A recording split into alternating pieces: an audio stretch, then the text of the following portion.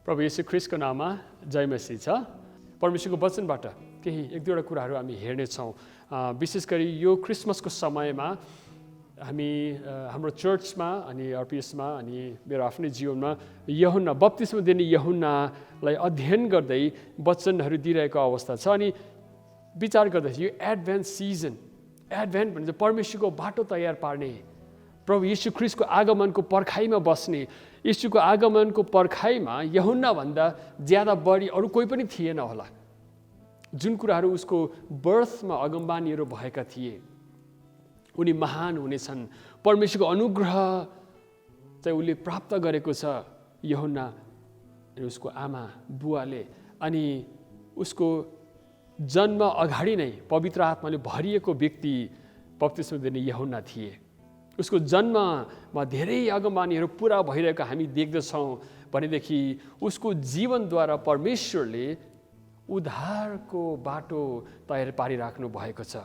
ऊद्वारा चाहिँ परमेश्वरको वचन परमेश्वरले बोल्नुहुनेछ, येशू ख्रीष्टको बाटो उहाँले तयार पार्नुहुनेछ ताकि येशू मसीह प्रस्तुत हुनको लागि यूहन्नाले टर्च लाइट बालेर अघि अघि हिँड्ने, बाटो देखाउने काम चाहिँ यूहन्नाले गर्नेछ। अनि यो कुराहरू हामी लुका 1:15 अनि विशेष गरी 76-77 पदहरूमा हामी देख्दछौँ। एक दुईवटा पद म तपाईँको लागि पढ्न चाहन्छु। यूहन्ना 1:68 पददेखि इजरायलका परमप्रभु परमेश्वरको प्रशंसा होस्, किनभने उहाँ आउनु भएको छ र आफ्ना मानिसहरूलाई उद्धार दिनुभएको छ। परमेश्वर आउनु भएको छ, उद्धार दिनुभएको छ। यो उद्धारको प्रक्रियामा चाहिँ हामी देख्दछौँ उहाँको एक दास है, परमेश्वरको करार स्मरण गराउनको लागि, उहाँको वचनहरू याद दिलाउनको लागि यूहन्ना आइरहेका छन् है, सेवा गर्नको लागि, जीवनभर पवित्रता र धार्मिकता उहाँको सामुने है, सेवा गर्नको निम्ति यूहन्नाको बोलावट। अनि 76 पदमा हामी देख्दैछौँ, हे बालक यूहन्नाको विषयमा, हे बालक तिमी सर्वोच्चका अगमवक्ता कहलाइनेछौ, किनकि तिमी प्रभुको अघि अघि उहाँको मार्ग तयार पार्न जानेछौ, उहाँको जातिलाई पाप क्षमाद्वारा मुक्तिको ज्ञान प्रदान गर्नलाई स्वर्गबाट बिहानको ज्योति हामी माथि पर्नेछ।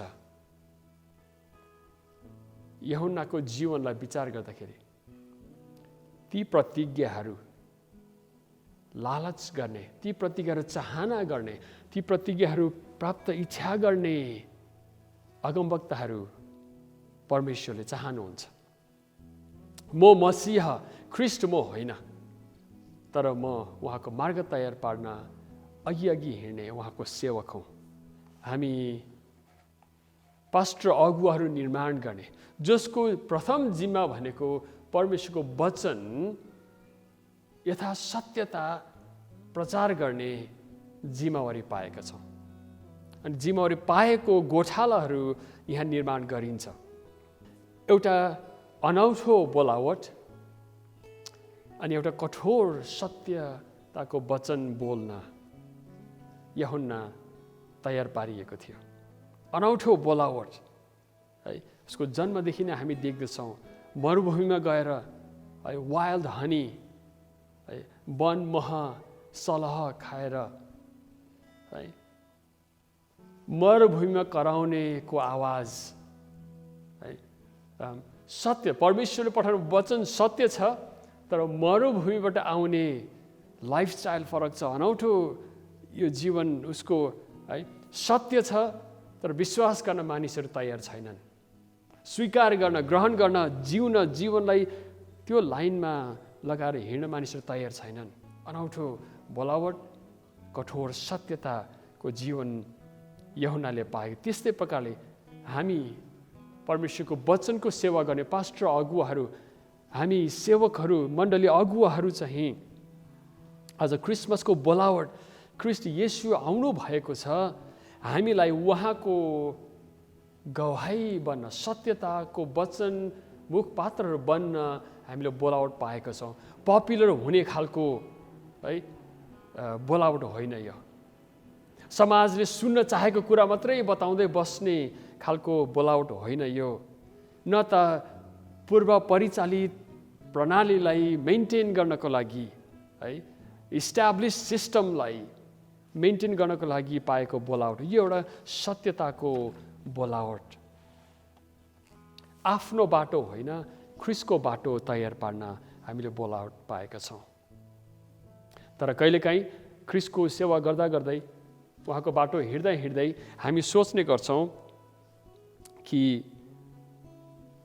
मलाई फाइदा हुनुपर्ने है, अनि आफ्नो इच्छा सपनाहरू गन्तव्यमा राखेर हामी यो बोलावटको बाटो हिँड्न थाल्छौँ अनि हामी पास्टर अगाडि धेरै निराश हुन्छौँ है।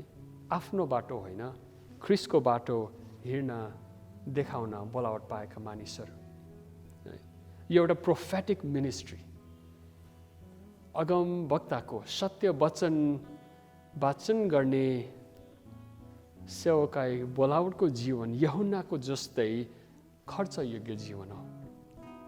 एक्सपेन्डेबल लाइफ, एक्सपेन्डेबल लाइफ भनेको चाहिँ यो खर्चयोग्य जीवन हो। जब जब मैले मेरो आफ्नो स्वार्थ, मेरो आफ्नो सपनाहरूलाई प्राप्त गर्नको निम्ति मण्डली र मेरो बोलावट र सेवकाईलाई स्टेपिङ स्टोन बनाउँछौँ है, टेको लगाउने ढुङ्गाको रूपमा प्रयोग गर्छौँ, तब हाम्रो सेवकाई सफल ख्रिस्ट लायक हुन सक्दैन। यूहन्नाको जीवन यीशु ख्रिस्टको निम्ति मर्न पनि तयार भयो। झ्यालखानामा रहन, एक्लो एकान्तमा परमेश्वरको मार्ग तयार पार्नको निम्ति खर्च भएको जीवन यूहन्नाको थियो। अनि हाम्रो बोलावट पनि त्यस्तै छ प्रियहरू, कि यीशु ख्रिस्टको निम्ति है। जब यूहन्नाको जीवन याद गर्छु म, तब हिब्रू 11 अध्यायको 39 पद मलाई सधैँ याद आउँछ, जहाँ लेखिएको छ, ती अगमवक्ताहरूले प्रतिज्ञा पाए तर प्रतिज्ञा गरेको ठोस कुरो चाहिँ उनीहरूले पाएनन्। प्रतिज्ञा बोकेर वाचन गर्ने जीवन, इनाम चाहिँ परमेश्वर हुनुहुन्छ। यो संसारमा हासिल गर्ने इनामले हामीलाई सन्तुष्ट पार्दैन, हामी सन्तुष्ट रहन सक्दैनौँ। यूहन्नाको जीवनबाट सिक्दाखेरि हामी आफ्नो जीवनको लागि तपाईँ र म प्रभु यीशु ख्रिस्टको निम्ति खर्चयोग्य हुन बोलावट पाएको जीवन हामीसँग छ प्रियहरू। लास्ट अन्तिम कुरो चाहिँ हामीले सिकेका केही पाठहरू, 3वटा कुरा म राख्न चाहन्छु। एउटा चाहिँ टु अनलर्न है, पूर्व सिकेका पूर्व विचारहरूलाई हामीले उखेल्नु पर्ने रहेछ। टु अनलर्न के त भन्दाखेरि हामीले एउटा सांस्कृतिक ढङ्ग शैलीबाट, कल्चरल रहिआएको चलिआएको रीतिरिवाजबाट ख्रिस्टीय जीवन पाएका छौँ। अनि ती कुराहरू चाहिँ कहिलेकाहीँ हामीलाई बाध्य हुन्छ ती कायम राख्नलाई, अनि त्यो सिस्टमबाट सबै कुरा ठिक गर्न अनि अगुवाई गर्नको लागि।